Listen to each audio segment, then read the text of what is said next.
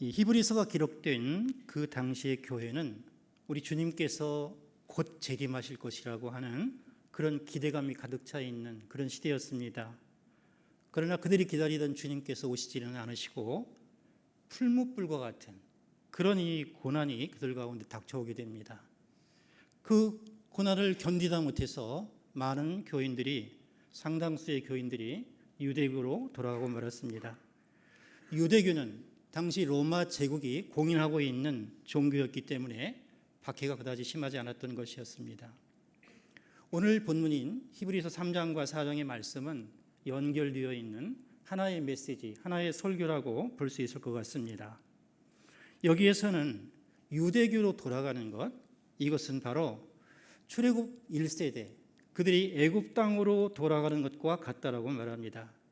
결국 그들은 하나님의 안식, 하나님의 약속의 땅, 가나안 땅에 들어가지 못했다라고 하는 사실을 상기시켜주고 있습니다. 이런 결과가 된 근본 원인은 바로 그들이 하나님 말씀 듣기를 실패했기 때문입니다. 하나님의 말씀은 살아있고 활력이 있어 좌우에 날이 선 어떤 것보다 예리하다. 이것이 바로 오늘 이 4장 12절에서 우리에게 말씀하시는 내용입니다. 하나님의 말씀은 바로 양날의 검이 되고 있습니다. 그래서 혹자는 이 말씀을 듣고 하나님의 은혜의 보좌 앞으로 담대히 나아가게 되었습니다.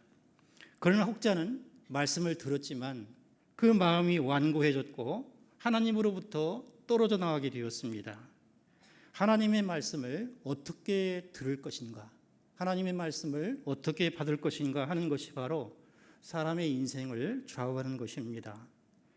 출애굽의 1세대도 또 히브리서를 받고 있던 당시의 세대도 실패했습니다. 이들의 실패가 오늘 우리에게 주는 교훈은 무엇이겠습니까? 이 설교의 주제는 하나님 안식에 들어가라, 힘써서 들어가라라고 하는 내용이 될 것입니다. 하나님의 안식에 들어가기 위해서는 어떻게 해야 되는 것일까요? 첫 번째로 하나님의 안식에 들어가기 위해 예수를 깊이 생각하라고 하는 것입니다. 오늘 본문의 말씀은 민수기 14장을 배경으로 합니다. 출애굽 1세대가 이 가나안 땅을 정탐하고 돌아온 10명의 정탐꾼들의 보고를 들었는데 그 보고는 매우 비관적이었습니다. 해보나 마나 이스라엘이 지는 전쟁이라고 하는 결론이 나왔습니다. 이 보고를 듣고 온 회중이 소리 높여 부르짖었습니다. 백성이 밤새도록 통곡했다라고 합니다. 그 밤에 그 통곡 소리가 그 광야를 꽉 채우고 있었습니다. 하나님께서 그들의 징징거리는 소리를 들으셔야만 했습니다. 그들은 마음을 완고하게 했고 불순종했습니다. 그 난관 앞에서 하나님과 모세를 원망하고 불평불만을 늘어놓았습니다. 결국 하나님을 원망하던 출애굽 1세대는 40년의 광야 유랑 생활에서 모두 다 죽었습니다. 이 다윗의 시라고 하는 시편 95편은 다윗이 살던 시대에 당시 백성들에게 출애굽 1세대와 같이 되어서는 안 된다라고 하는 것을 경고하고 있습니다. 그런데 바로 그 시를 이 히브리서에서 반복적으로 인용하고 있는 것입니다. 다윗이 이 모세로부터 거의 500년 정도 후의 사람이라고 생각한다면 하나님께서는 그 500년 동안에 걸쳐서 그 마음 가운데 품고 있던 그날의 아픔, 이것을 바로 이 시를 통해서 그들에게 내비치고 계시는 것 같습니다. 너희 조상처럼 열조처럼 되지 말라는 것입니다. 이들의 불순종의 근원은 어디에 있었습니까? 그것은 바로 하나님의 선하심에 대한 불신의 그 뿌리가 있는 것입니다. 하나님께서 그들에게 가장 좋은 것을 주신다 하는 사실을 믿지 않은 것입니다. 우리의 조상 아담이 실패한 이유가 무엇입니까? 하나님께서 그들의 행복에 대해서 관심이 없다. 그래서 그 좋은 것을 하나님이 아담과 하와에게 먹지 말라고 했다 하는 생각을 한 것입니다. 그러나 하늘 아버지께서는 이 모든 것이 우리에게 있어야 할 줄을 아시는 분이십니다. 뱀의 악의적인 거짓말이었습니다. 선악과가 그렇게 좋은 것이었습니까? 아담이 그 선악과를 먹고 행복해졌습니까? 그 축복의 동산에서 쫓겨나고 말았습니다. 바로 이 거짓말, 이 망상이 모든 사람의 마음에 깊게 뿌리를 내리고 있는 것입니다. 그 결과로 사람들은 자신의 지혜를 과도하게 신뢰하게 됐습니다.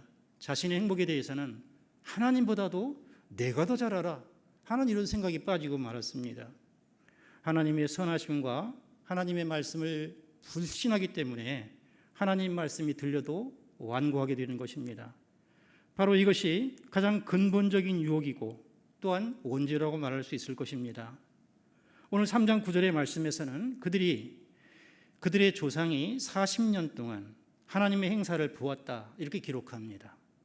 또한 10절에서는 40년 동안 하나님의 행사를 보고도 그들의 마음은 항상 미혹되었다 이렇게 기록합니다.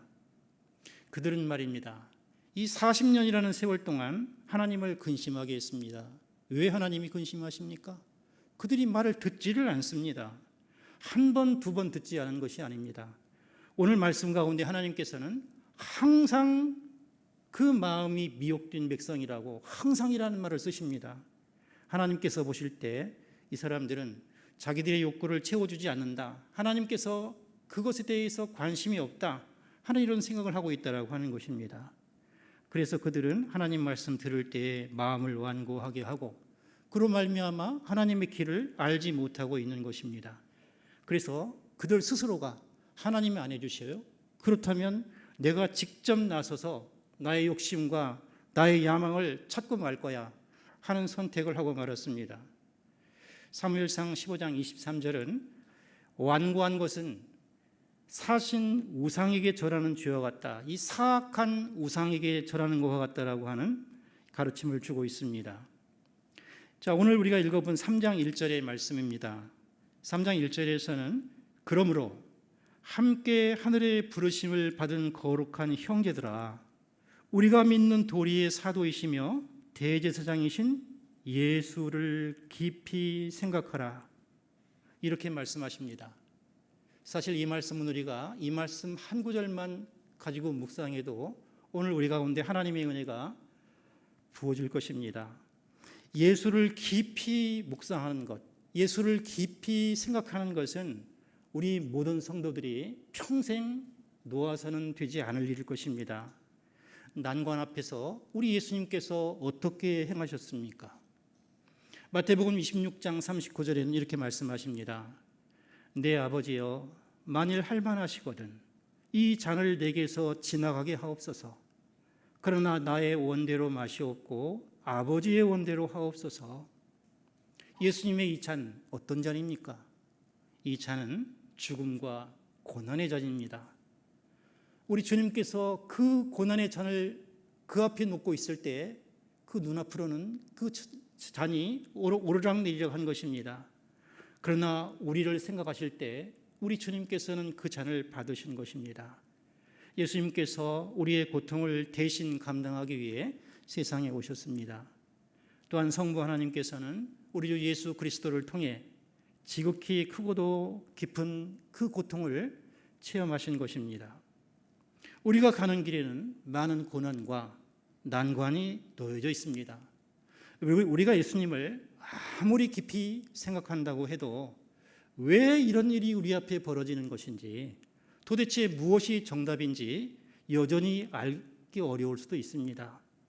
그러나 이제 우리가 알 수 있는 것은 무엇이 답이 아닌가 하는 문제는 분명히 알게 되는 것입니다. 그것은 바로 하나님이 우리를 사랑하시지 않는다 하는 것은 답이 아닙니다. 또한 하나님께서 우리 처지에 대해서 냉담하시다 이것도 답이 될 수가 없는 것입니다. 또 하나님은 우리를 그저 멀리서 지켜보고 있을 따름이다 이것도 답이 될 수가 없는 것입니다. 우리 주님께서는 우리의 비참한 현실 가운데 그 현실의 한 가운데로 들어오셨습니다. 자녀를 죽음에서 건지기 위해 모든 것을 희생할 마음을 가진 것이 이 부모의 마음일 것입니다. 그런 부모의 마음처럼 우리 주님께서는 너무도 사랑하시는 마음에 스스로 그 모든 짐을 대신 짊어 주신 것입니다. 천사가 대신 짐을 졌습니까?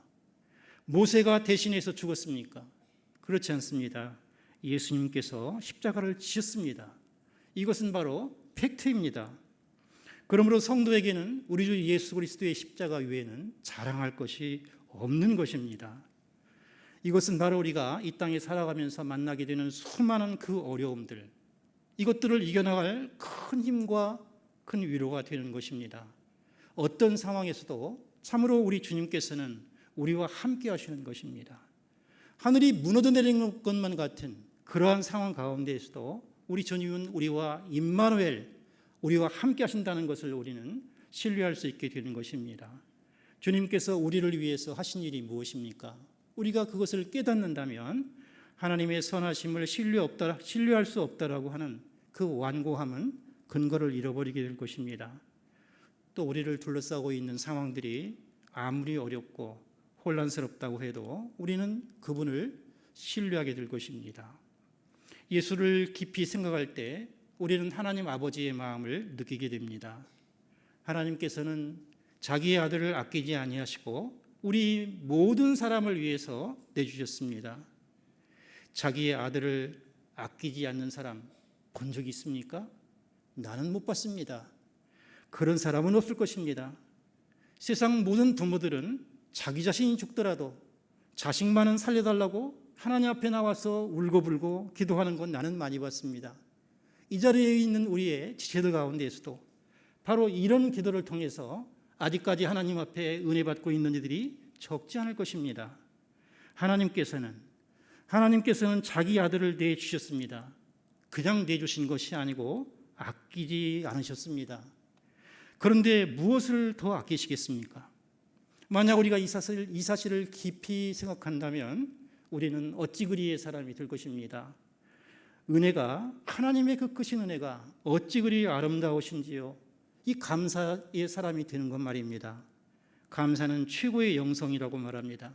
또한 감사는 천국의 언어라고 말합니다.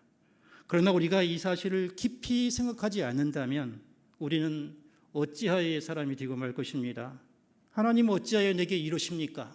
하나님 어찌하여 내게 이런 난관을 주십니까? 이 불평불만이 입에서 쏟아나올 수밖에 없을 것입니다. 예수님을 깊이 생각하는 성도는 하나님을 신뢰합니다. 지금도 에덴 동산에서 이루어졌던 것과 마찬가지로 하나님은 나의 고통에 아무런 관심이 없다. 내 모든 행복을 하나님께 맡기게 되면 나는 망하게 된다 하는 이 고장난 레코드가 계속 돌아가고 있습니다. 그러나 그 얄팍한 거짓말에 속지 말아야 합니다. 온갖 좋은 은사와 온전한 선물이 다 위로부터, 빛들의 아버지께로부터 내려오는 것입니다.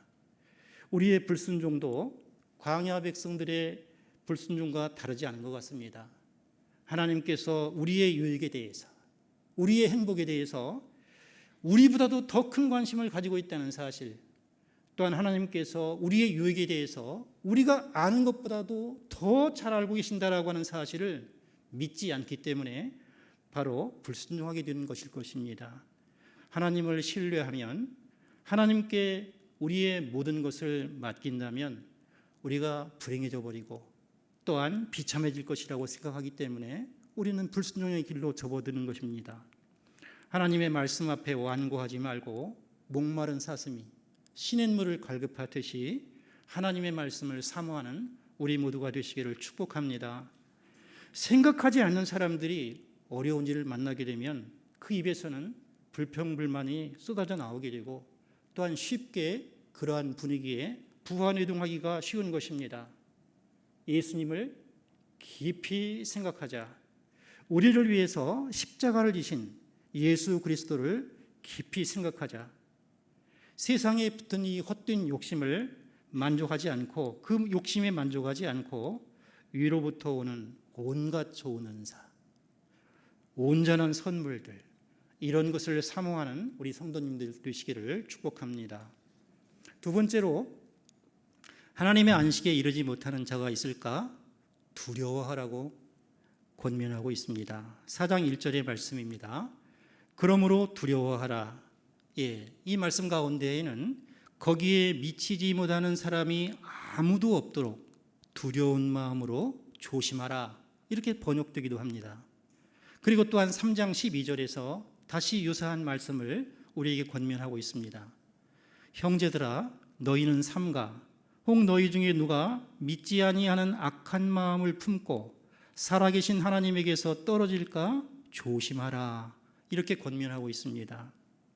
이제 히브리서 기자는 우리에게 공동체로 이 권면을 확대하고 있습니다. 나 자신만 나만 천국에 들어가면 그만이다 이렇게 가르치지 않습니다. 공동체를 돌아보라. 하나님께서 맡겨주신 VIP들이 있다는 것입니다.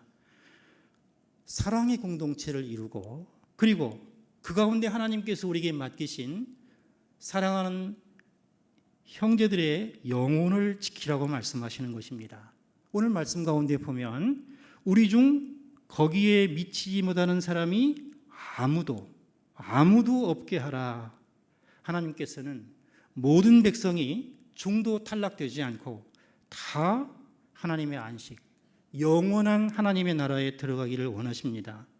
3장 12절에서도 또 4장 1절에서도 너희 중에는 혹 이루지 못할 자가 있을까 두려워하라, 삼가 조심하라 이렇게 가르치고 있는 것입니다. 가인이 아울을 죽였습니다. 그리고 그가 하나님께 불손한 얘기를 하고 있습니다. 내가 아울을 지키는 자니까. 하나님께서는 우리에게 그 말씀을 하시는 것 같습니다. 너는 내 아울을 지키는 자야. 너는 내 이웃의 영혼을 지키는 파수꾼이야. 이렇게 말씀하시는 것 같습니다.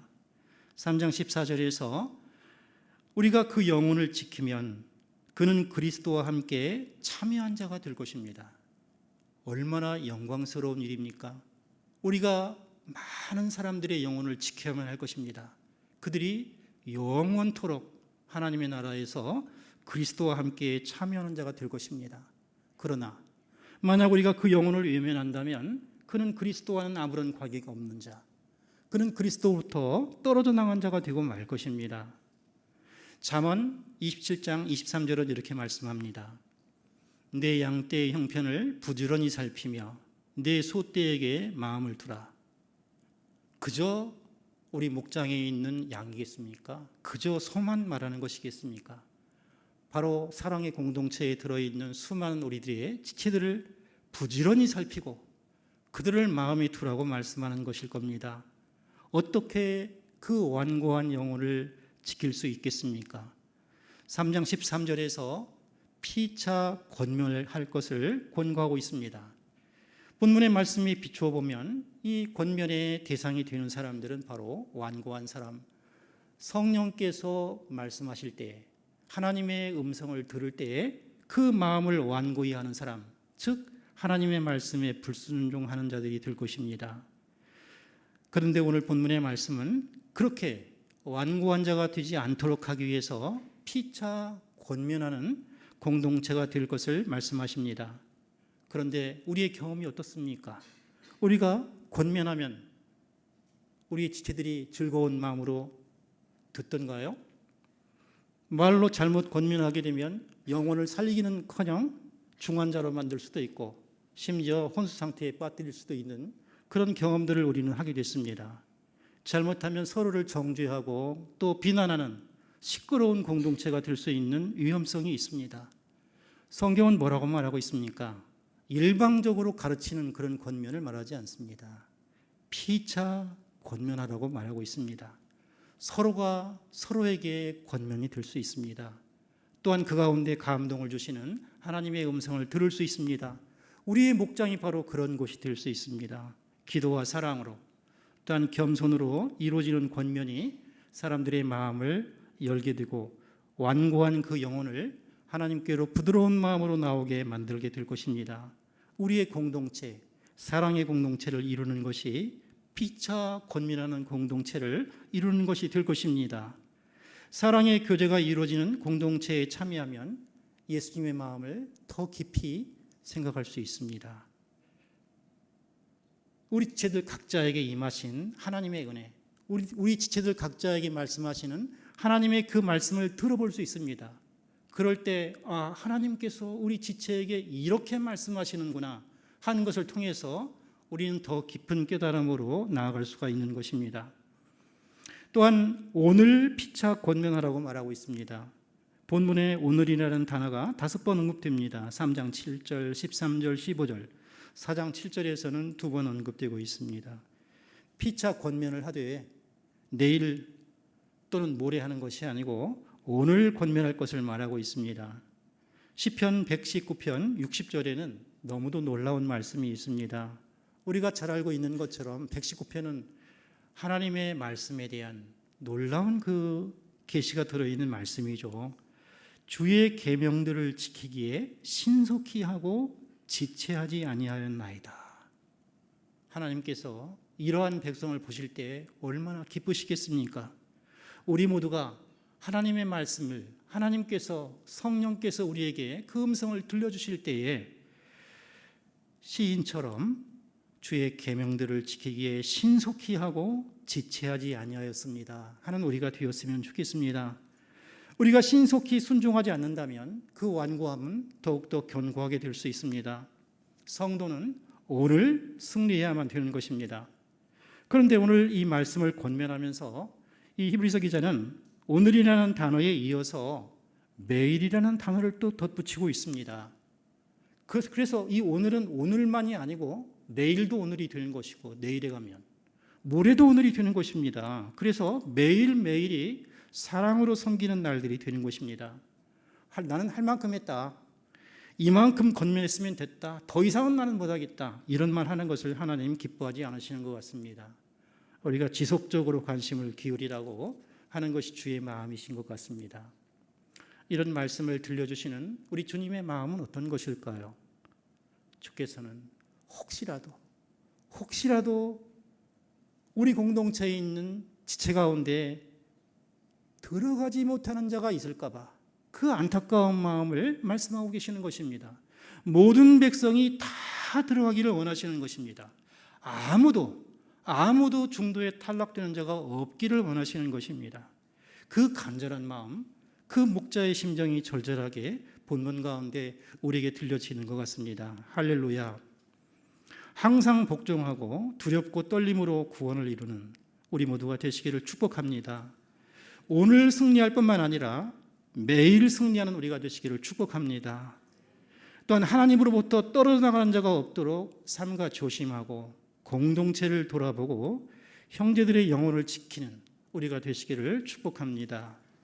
세 번째로 4장 11절의 말씀을 보면 끝까지 힘쓰라고 말하고 있습니다. 안식에 들어가기 위해서 끝까지 힘써야 될 것입니다. 4장 11절 전반부에서는 저 안식에 들어가기를 힘쓰라 합니다. 이어서 하반절에서는 그 힘써야 할 이유를 말하고 있습니다. 힘써야 할 이유가 무엇입니까? 이는 누구든지 저 순종하지 아니하는 본에 빠지지 않게 하려 함이라. 그렇습니다.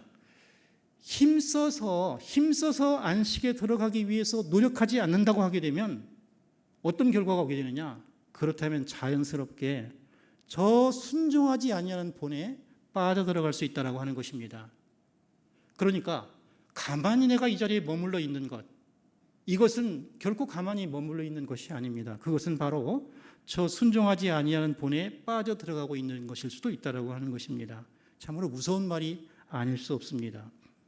일치월장이라는 말을 우리는 잘 알고 있습니다. 날이 가고 또 달이 갈수록 계속 노력하고 발전해 나가는 것을 말하는 것입니다. 우리 신앙이 바로 이런 것 같습니다.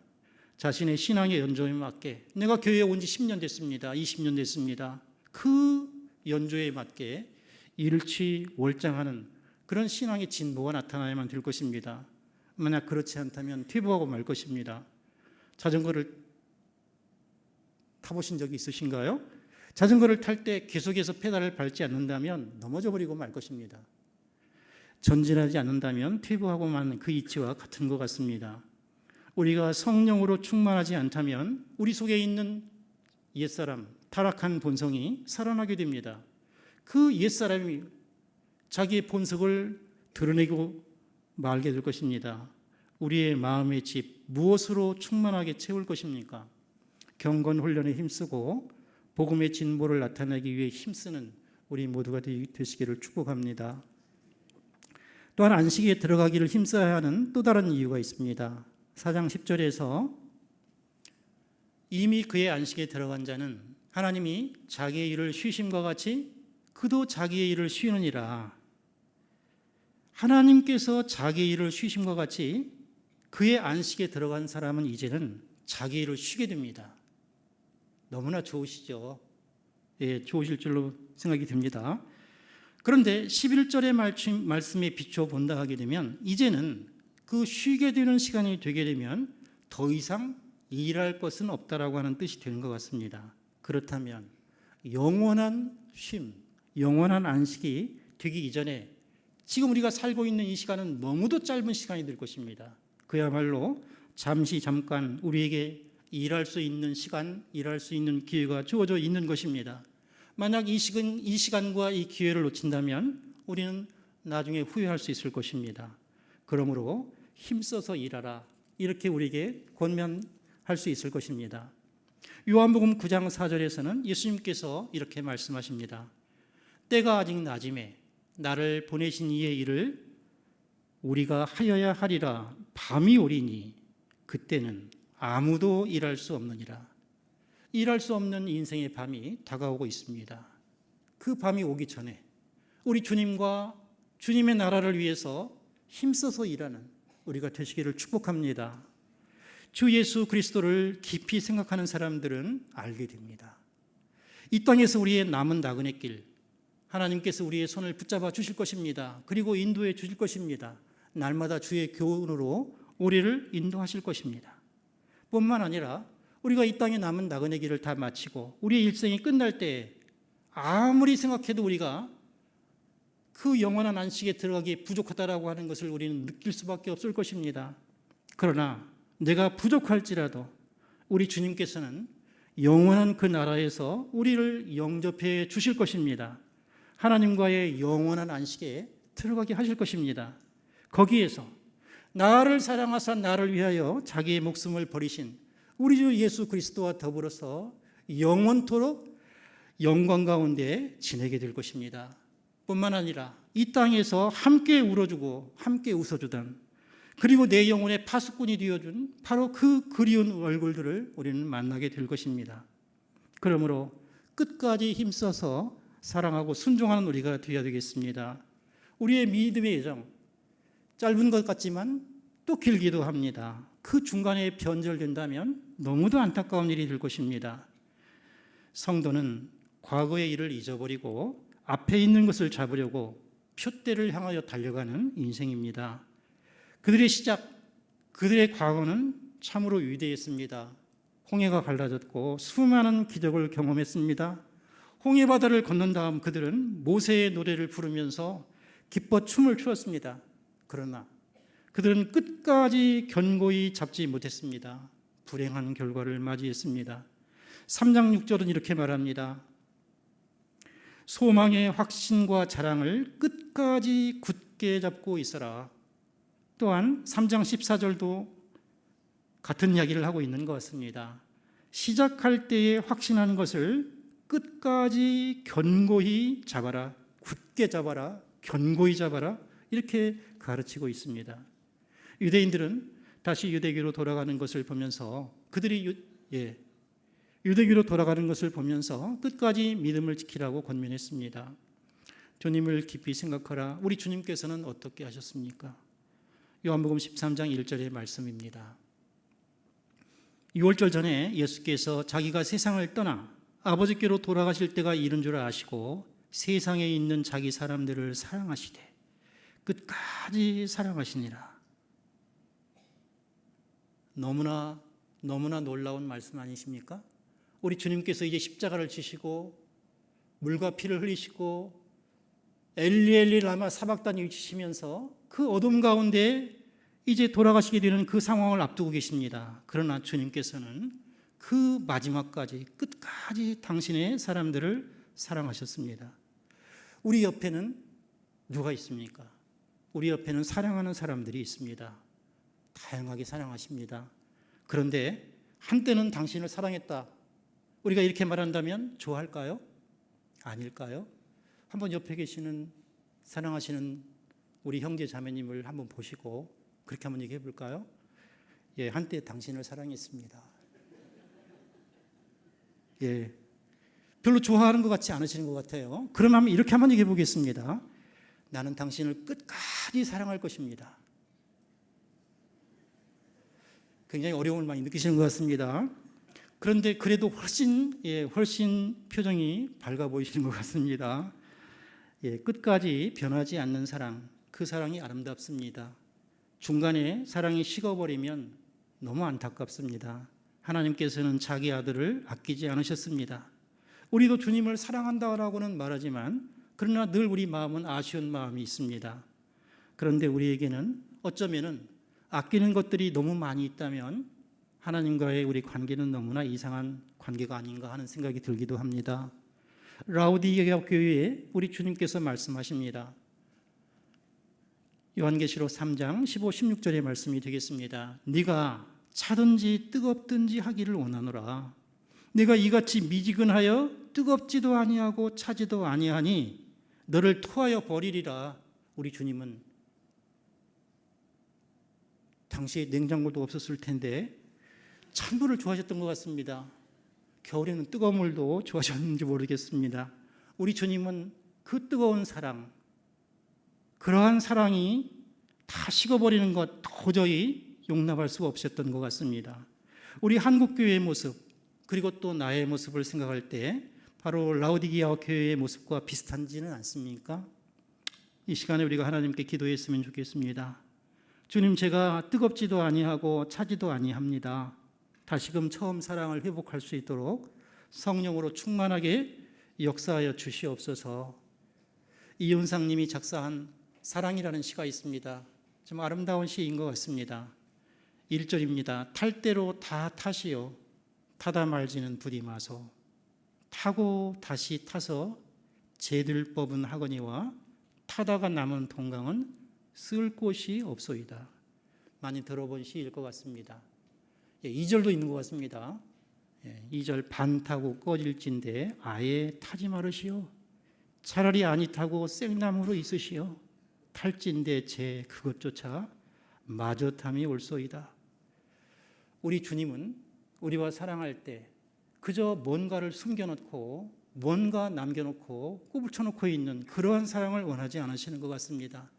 그저 모든 것들을 다 끝까지 아끼지 않냐고 내어주시는 그러한 사랑으로 우리와 영원토록 그 사랑을 함께 나누시기를 원하는 것 같습니다. 우리도 주님께 그렇게 고백할 수 있으면 좋겠습니다. 오늘 시인이 말하는 것처럼 탈 대로 다 타는 그런 사랑 주님과 주님 나라 가는 날까지 그런 사랑하다 가게 해 주시옵소서 하는 소망 가지고 하나님 앞에 기도했으면 좋겠습니다.